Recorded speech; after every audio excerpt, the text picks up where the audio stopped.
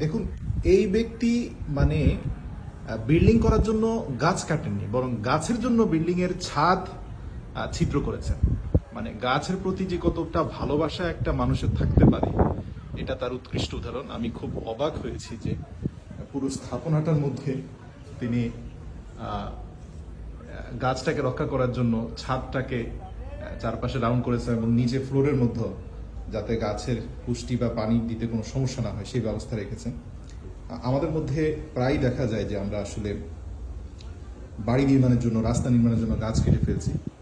আপনি জেনে অবাক হবে যে গ্লোবাল ওয়ার্মিং বা আমাদের বাংলাদেশে যে তাপমাত্রা বৃদ্ধি পাচ্ছে মাত্রা অতিরিক্ত, এটার অন্যতম কারণ হচ্ছে অতিরিক্ত পরিমাণে গাছ কেটে ফেলা। যে গাছগুলো খুব দ্রুত বাড়ে এগুলোকে কার্বন সিঙ্ক বলা হয়, যেটা আলটিমেটলি এই গাছ কিন্তু আমাদের তাপমাত্রাকে নিয়ন্ত্রণ রাখছে। তো আসুন গাছকে ভালোবাসি আমরা। আমি আপনাদেরকে দূর থেকে দেখানোর চেষ্টা করছি। দেখুন দেখুন কিভাবে গাছটাকে রক্ষা করা হয়েছে।